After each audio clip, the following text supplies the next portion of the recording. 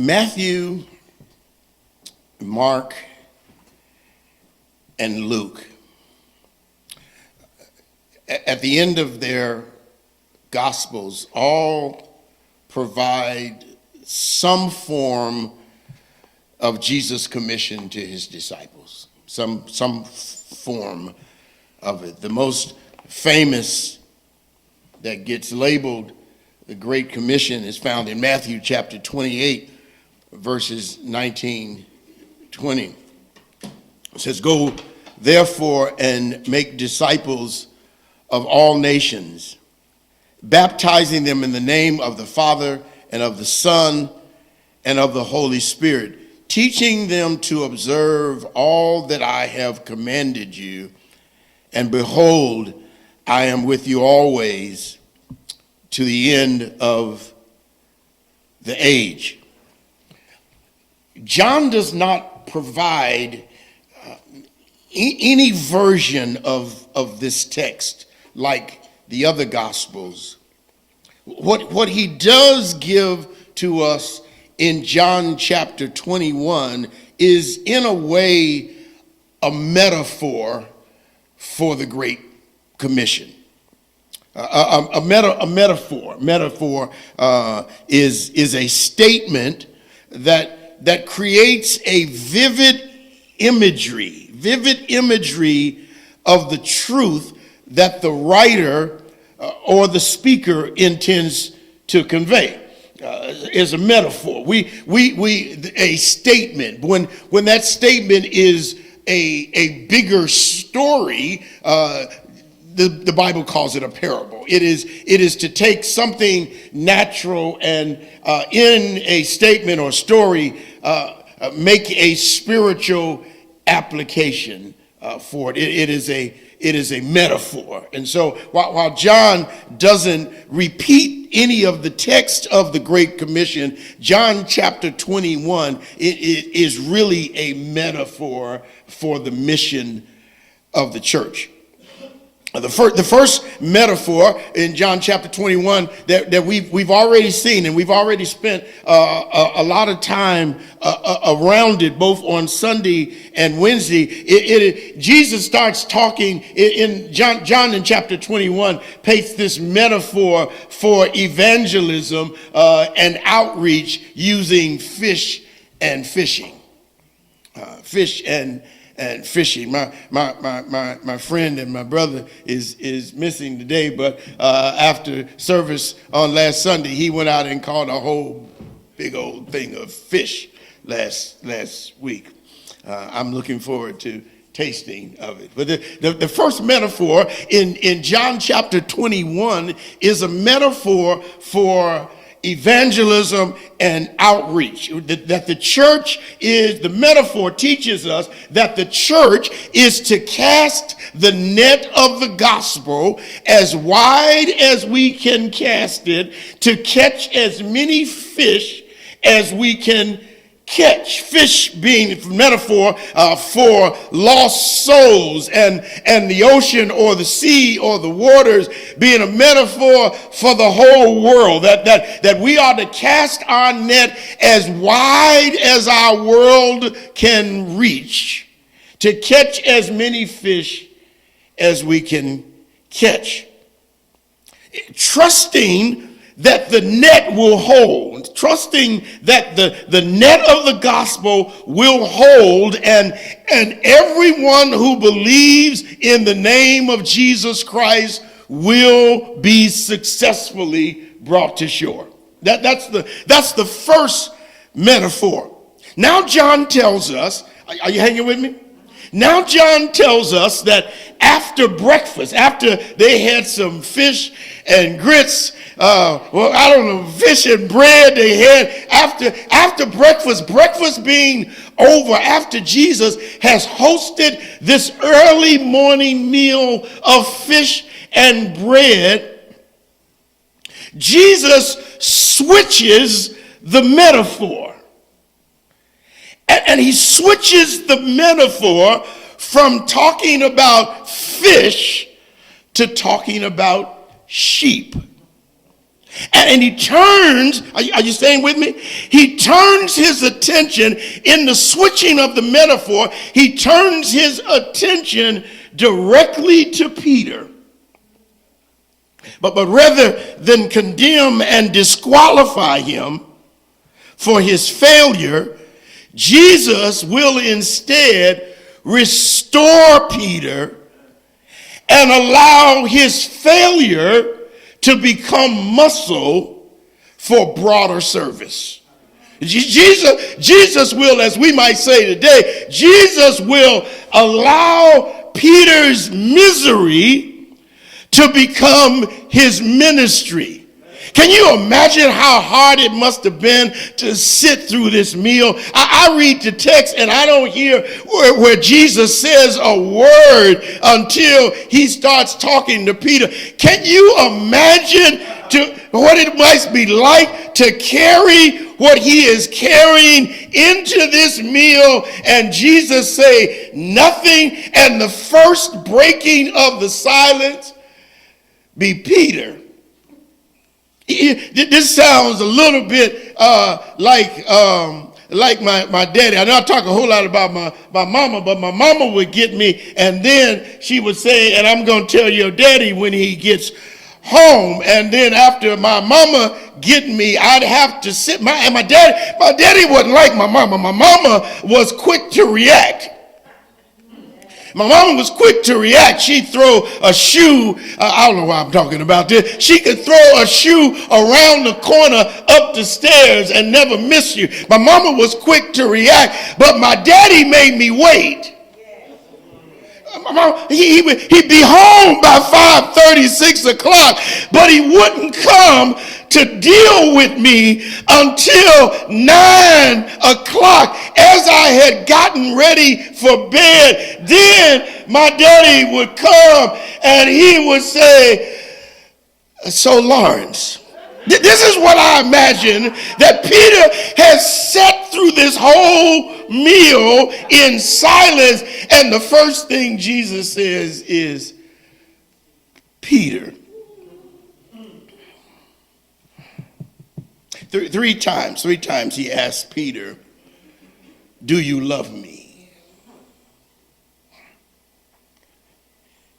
Do you love me?" The first time he says, "Peter, do you love me? Do you love me?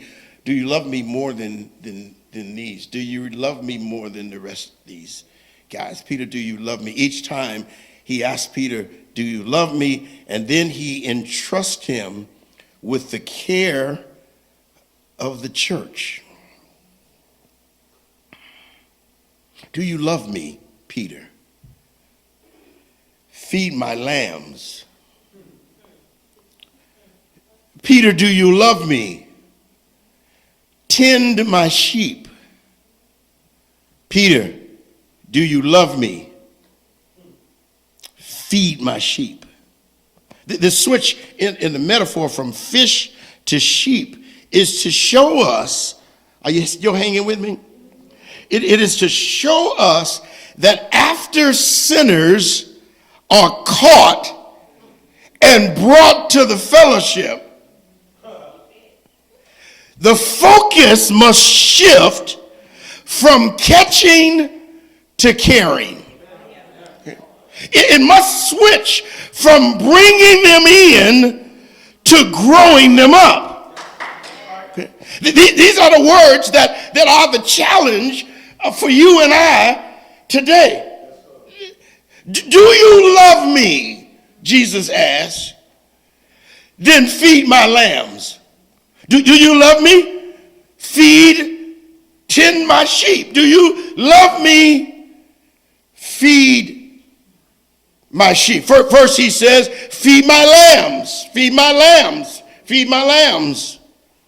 The little lambs, the young ones, the new believers, the immature believers who are just learning to walk with Jesus, and they are full of excitement and boldness. These need to be nurtured on fundamentals. He says, "Peter, if you love me, feed Feed my lambs, feed my little ones, feed my young folk, feed my young believers, feed my new believers or immature believers. If you love me, feed them. Feed them on easily digestible spiritual foods. Don't give them something, they put it where they can reach it. Peter will later in 1 Peter chapter number 2, Peter will remember this, and he will encourage the saints to like newborn infants, to desire the pure milk of the word, he will call it. He says that you may grow thereby. Every young lamb needs, are y'all listening to me? Needs and deserves to be fed a regular spiritual diet that will help them grow. How can that happen if those who are capable of feeding them will not? Feeding the lambs requires that the feeder put the need of the lamb ahead of his own. He says, Peter, do you love me? Do you love me? Feed my lamb. Feed my lamb. They're going to need more time. They're going to need more time. They might need to be picked up and fed. They're going to need more time. They're going to need more time. If you love me, feed my lamb. Look at verse number 16. It says, if you love me, tend my sheep. Tend my sheep. These are the more mature saints, but they got to be tended to. They got to be shepherded. They got to be protected and given guidance. They have to be given a regular, steady diet of something stronger than milk. They're going to need some solid food. Why? Because, are y'all listening? Because the sheep, the older, more mature sheep, they are the core of the flock. They are the strength of the flock. They are the core, the strength of the church's flock and ministry. Without that mature group, no ministry happens. And so he says, listen, feed them, tend to them. Listen, I want you to notice the switch. You feed the young lambs. Are you following me? You tend to the more mature. Because the assumption is, as you have been fed, you become more mature and you don't need so much babying. That you, as you grow more mature, that you are more able to feed yourself. You understand that the more mature are not relying solely on the shepherd, but they can graze on their own. Are y'all getting this? The more mature sheep need a balanced diet of solid food so they can maintain and have energy. And so you know what that means is that after so long, you ought not still be on milk. You ought to have switched to some solid food. Otherwise, you end up, are y'all following this metaphor? Otherwise, you end up with little lambs inside big sheep bodies. See, the writer of the book of Hebrews puts it this way. Listen, I want to talk to you about so much more. And it's hard to explain since you have been so dull of hearing. For though by this time you ought to be teachers, you need someone to teach you again the basic principles of the oracles of God. You need milk, not solid food.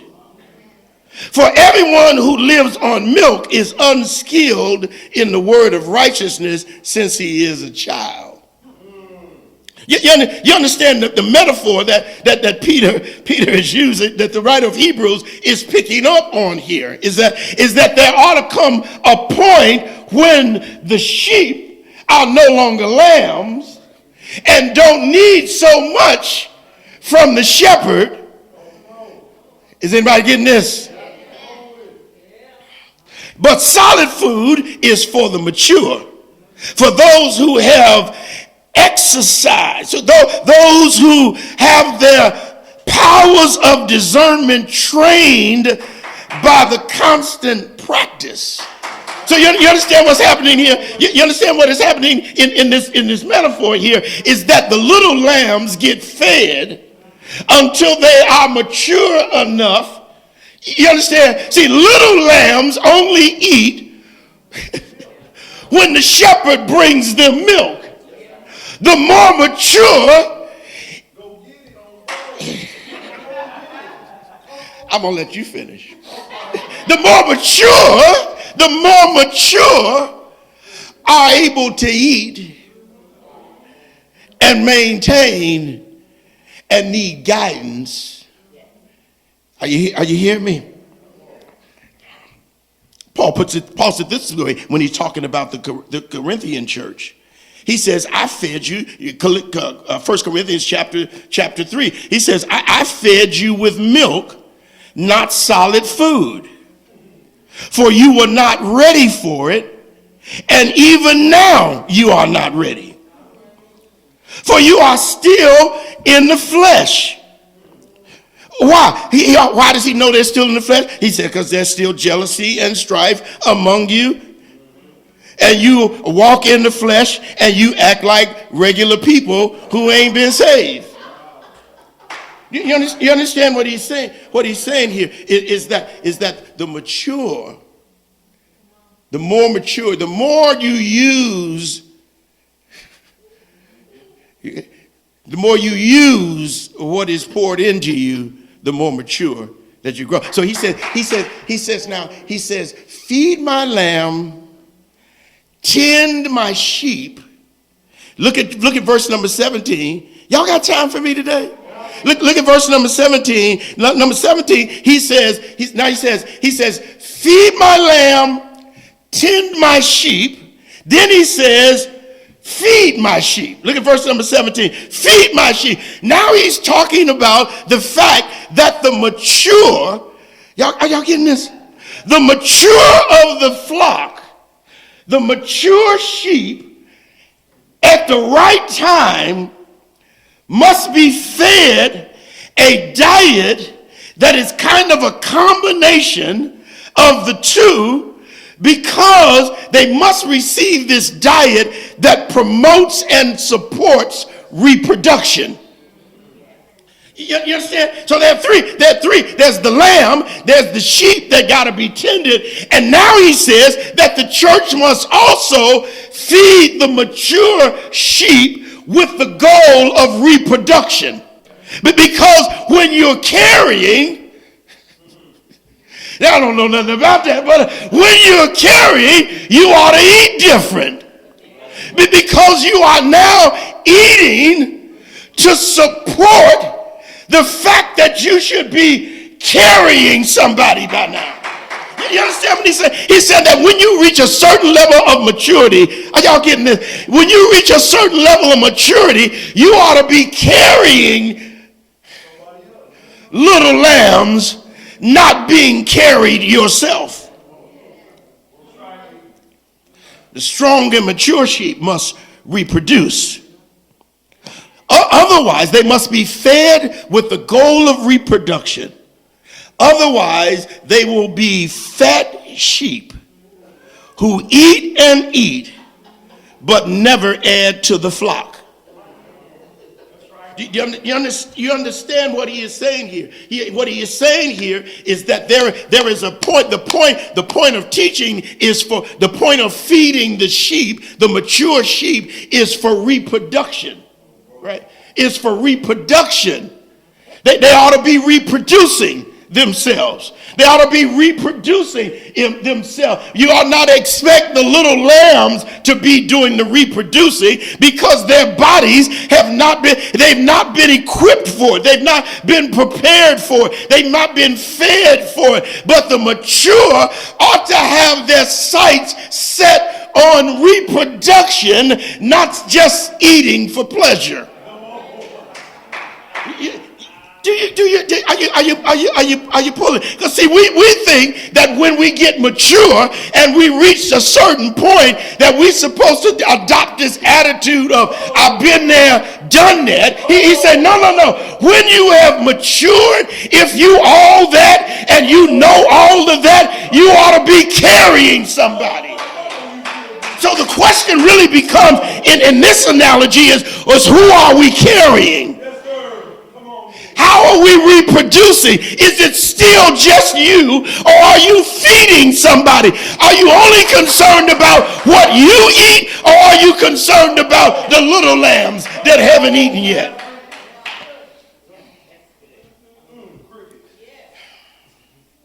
Mature and strong sheep must reproduce. They must reproduce.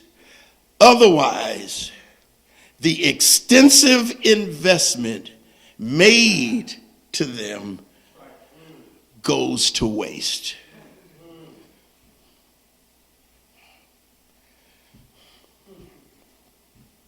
The only mature sheep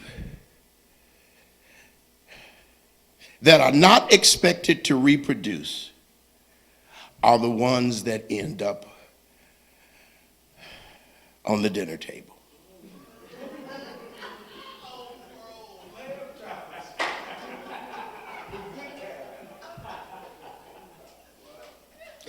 Even those are expected to have reproduced before.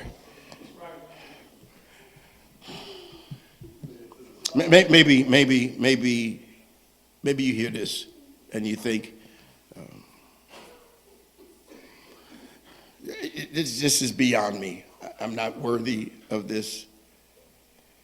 Perhaps you think that your history makes you unfit to feed. Or maybe you just think I'm asking too much. That this is a lot to ask. You didn't buy into this. Really, I'm not the one asking. It is Christ who is asking, do you love me? Do you love me? Feed my lambs. Do you love me? Tend my sheep. Do you love me? Feed my sheep. What makes Peter fit for this call is not his bold nature or his outspoken personality. It is not his impulsive and rash leadership style. You know, Jesus, y'all still there? Jesus is not at all surprised by Peter. This gets me every time. That Jesus is not at all surprised about how this turned out. He knew exactly who he was getting when he called him. He knew exactly who he was getting. He knew when he called him, he was getting a loudmouth, bold, boisterous, impetuous, impulsive, West Side, cut you in a minute. He knew this. Jesus was not at all surprised that Peter messed up. I want you to let that sink. He was not at all surprised that Peter messed up. He was not at all surprised that he was going to mess up when he called him. He knew exactly what Peter would do. In Luke chapter 22, he says, Peter, listen, Satan has demanded to have you that he might sift you as wheat. He says, but listen, I prayed for you. You understand what Jesus is saying here? He says, I prayed for you. He didn't say, I'm going to stop it. He said, but I prayed for you that your faith don't fail while the sifting's happening.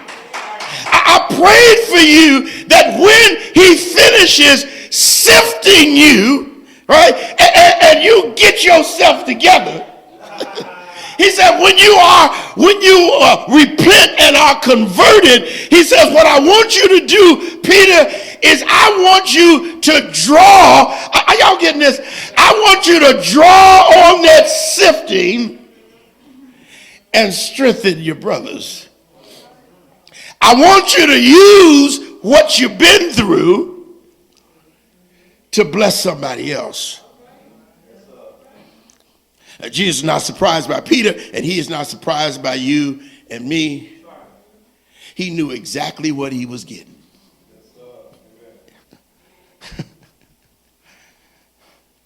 You might be surprised that you are not who you thought you were.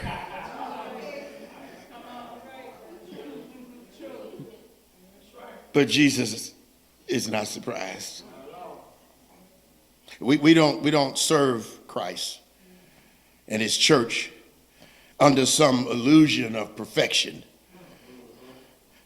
but rather out of a deep awareness. Can y'all hang with me a little longer?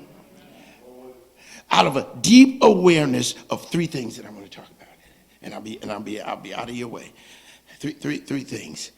A deep awareness of our imperfect love, our failed love, and Christ's perfect and unfailing love. Without this awareness, our serving can become judgmental. Without living from this awareness, our serving can become intolerant and selfish and self-serving. So Jesus must awaken Peter and us to this awareness. We got to live with it. You understand that? We got to live with we got to live with this sense, with this recognition that my love is imperfect. He said, he keep asking him, do you love me? But well, Peter understands that he's starting to understand that my love is imperfect.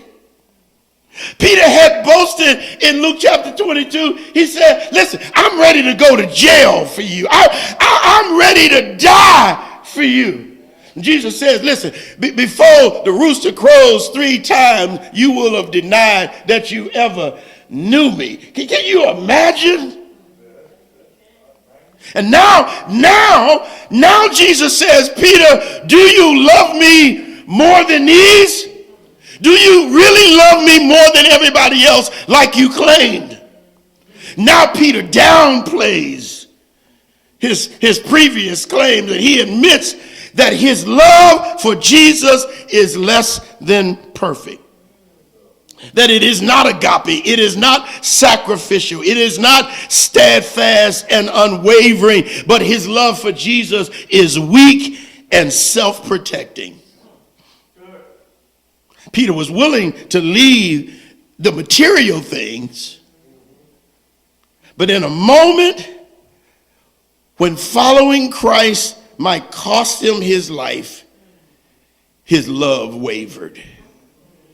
See, you don't know really what your love costs until you're asked to pay the bill.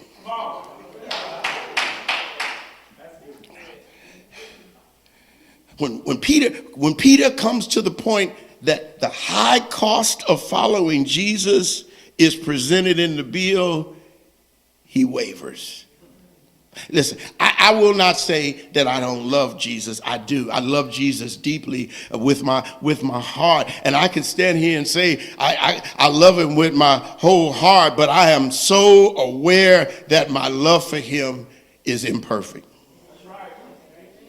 That my love for him, and I know somebody out there, you really deep, and you can say you love Jesus with all your heart, and there is no mixture. But I am aware that my love for Jesus has been imperfect. That it has not always been as deep as I claimed.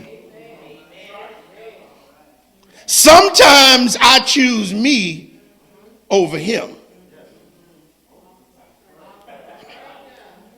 Sometimes I have protected my flesh from the cost of following him. That I wanted to follow him. I wanted to follow him. I wanted to love him with all my heart, but there was another love there competing sometimes, and sometimes it won.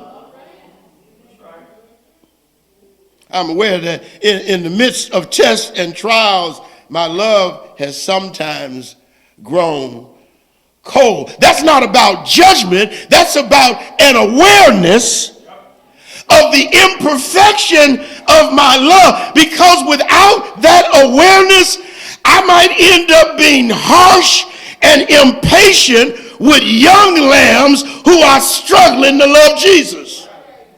See, without that awareness, we forget. We forget the times when our love didn't measure up. He says, Peter, do you love me? Peter, do you love me? He is asking him to live, to serve him with the awareness that not only has his love been imperfect, are y'all listening to me? But that his love has failed. Peter, verse number 17, Peter is grieved. I'm almost there. Hang with me, y'all. Peter is grieved that Jesus has asked him for the third time if he loves him. He says, Lord, look at verse 17. You know everything. You know I love you. Lord, you know the deepest truth of my heart.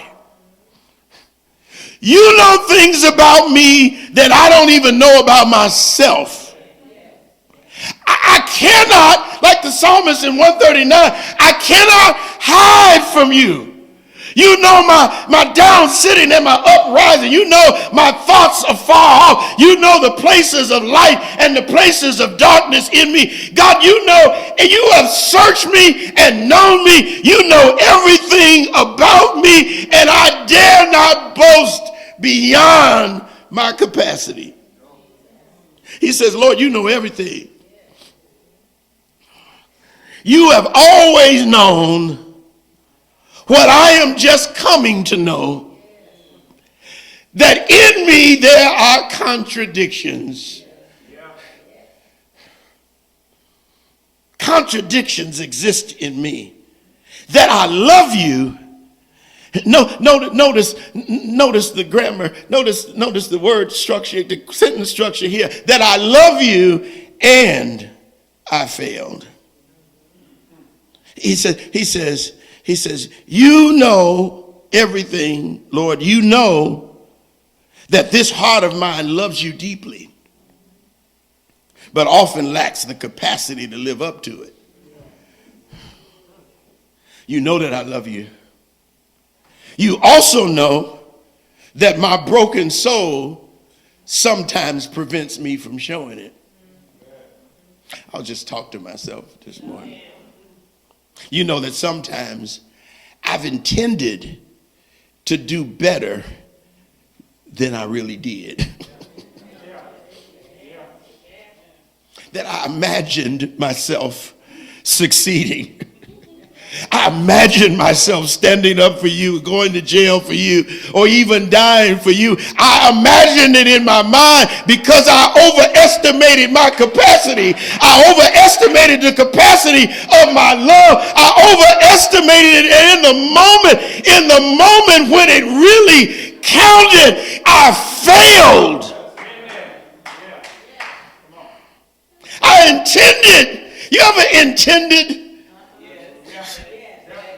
You ever intended to do better than you actually did?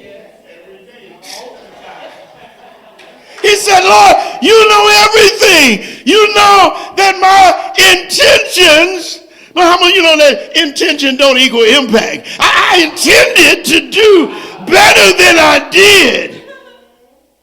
I never intended it to work out like this, but it did. Lord, you know everything. You know that I love you and I failed. Not I loved you, but I failed. I love you and I failed. And I love you still, and I will probably still fail. You know.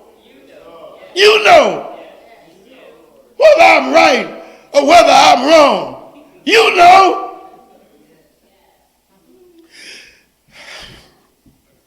So maybe that can help have a little patience with the lambs and sheep who fall down. Maybe the awareness that I come to table with some mixed stuff too.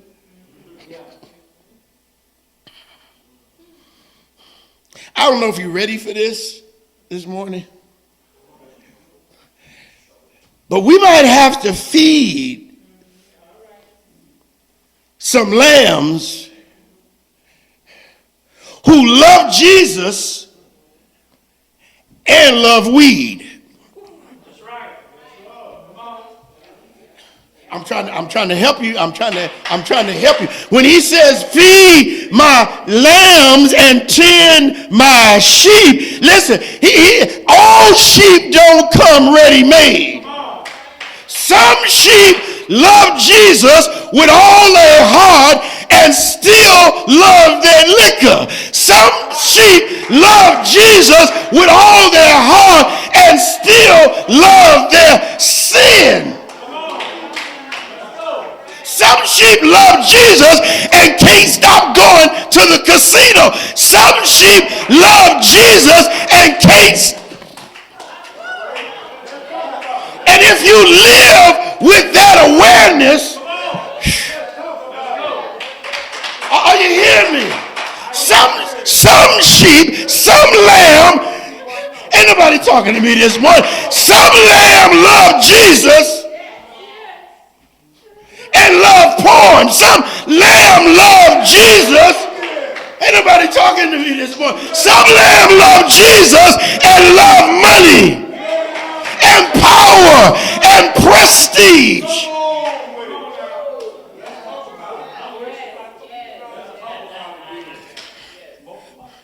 So when Jesus says, feed my lamb and tend my sheep, he ain't talking about perfect sheep. Because the perfect sheep end up in the sacrifice. He said, listen, I want you to tend my broken sheep.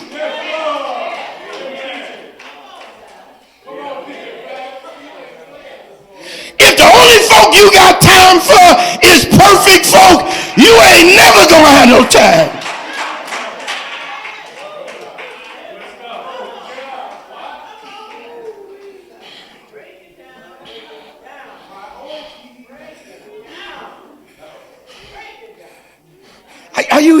Are you getting this?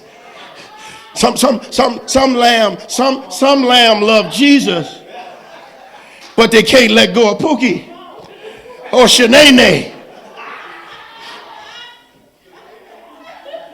Some lamb love Jesus and they love their boyfriend too. Some lamb love Jesus and they can't let go. They still love their flesh. And you gotta live. Are you hear me? How y'all hear me? You gotta live and serve. You gotta live and serve with awareness, that you have loved Jesus and loved sin too.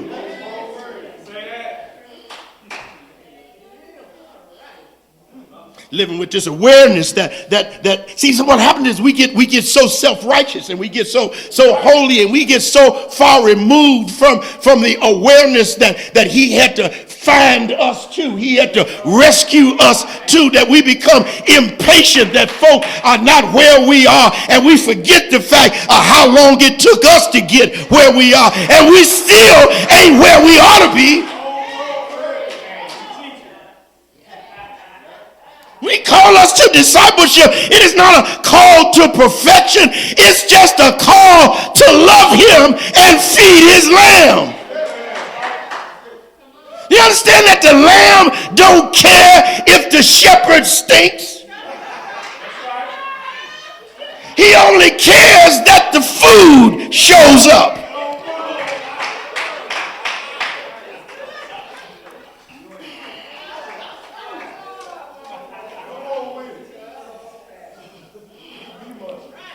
Who wants a shepherd that don't smell like sheep?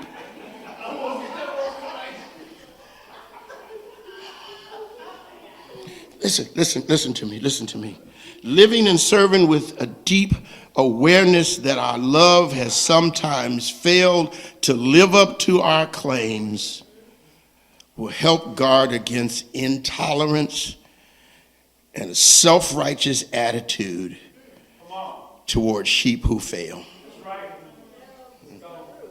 You hear me? Not only that, we must live and serve. Can y'all stay with me? He must live and serve with an awareness that though my love is imperfect and fails, Christ's love is perfect and unfailing. It is my awareness of my imperfections and my failures would drag me down to despair and prevent me from serving and paralyze my soul and my mind from action. But it is the remembrance of his perfect and unfailing love that makes me do it again. It makes me do it again. It makes me do it again. And I could quit every Monday and I'm going to be back on Wednesday and back on Sunday. Right? Because it is an awareness. It is an awareness of his perfect and unfailing love for me. To say that he is the God of a second chance is a gross understatement. How about third and fourth and fifth and sixth chance and seventh chance and infinite? How many chances have you had to get it right? How about I can't even count the times? At my worst, on my worst day, his love is perfect and unfailing. It never, ever changes. In spite of my boasting and my tall claims of loving him, he has had to restore me so many times. We must live with that awareness, because absent that awareness, our knowledge don't fit us to serve. Absent that awareness, our gifts don't fit us to serve. What fits us to serve is to be able, with a good conscience, to be able, full of love, to be able to get down and serve sheep. He has never given up on me, even when I've given up on myself. That Christ would not change his mind about me is amazing. That he would seek me out and restore me to more than I had lost is even more amazing. This is what he does for Peter. He restores him, but he gives him a broader ministry. Why? He gives him a broader ministry because now he can hold it. Now the wind has been knocked out of his pride. Listen, I do not recommend failure as the first option, but Erwin Lutzer says that failure is the back door to success. And sometimes you all, listen, I don't recommend that as the option, but the reality is for most of us, that's our only option. That we could get some success through the back door. That God would use even the broken and the failed is amazing, except for the fact that he ain't got much else to work with.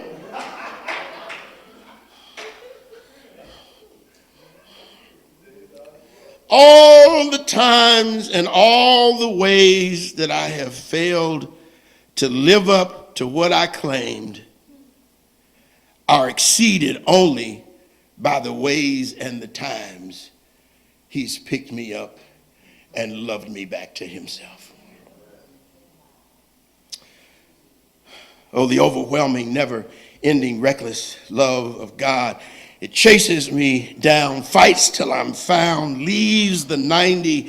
I couldn't earn it. I don't deserve it. Still, he gives himself away. Oh, the overwhelming, never-ending, reckless love of God. We must always serve his church with this deep awareness of Christ's perfect and unfailing love that has restored us when we've lost our way. We have to do this so that the sheep who have strayed know there's a way to get back home.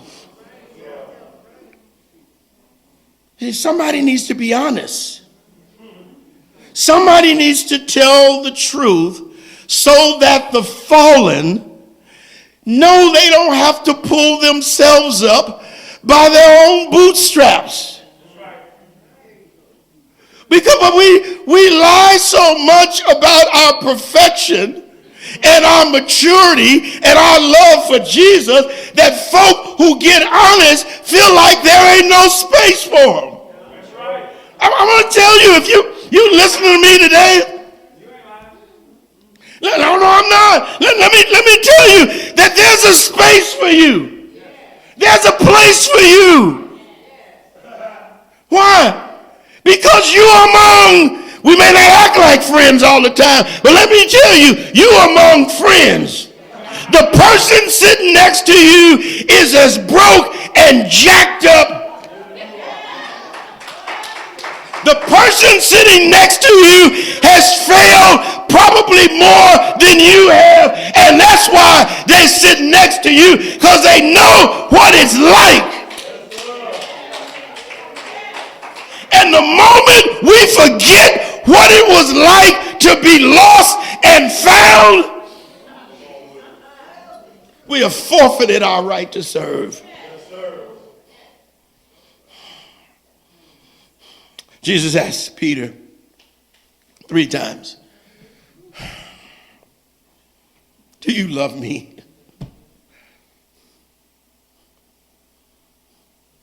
Do you love me? Do you love me? And feed my lambs.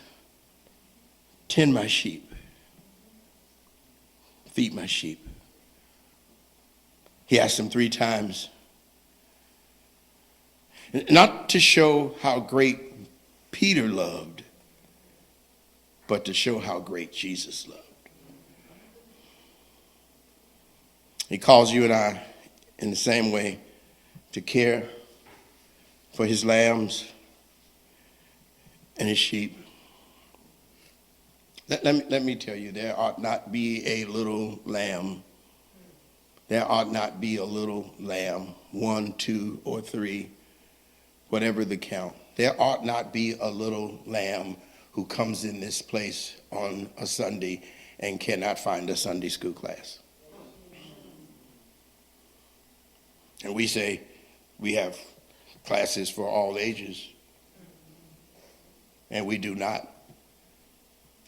Because I have multiple age groups in mind. There ought not be any person who comes into our church that cannot be fed because I count so many mature sheep and we ought to be reproducing. He calls us to this. That's all right, Lord. You saying amen to me. He calls us to this, to feed his lambs and his sheep. Not even because, listen to this. I don't have time for it today. But I want you to notice, he calls us to care for his lamb and sheep, not because we love sheep so much. He never asked him, Peter, do you love sheep? Peter, do you love lambs? Peter, do you like sheep? Peter, are you comfortable around sheep? Peter, do you feel called to sheep? Peter, is sheep, is that outside of your comfort zone? Peter, will sheep be inconvenient for you?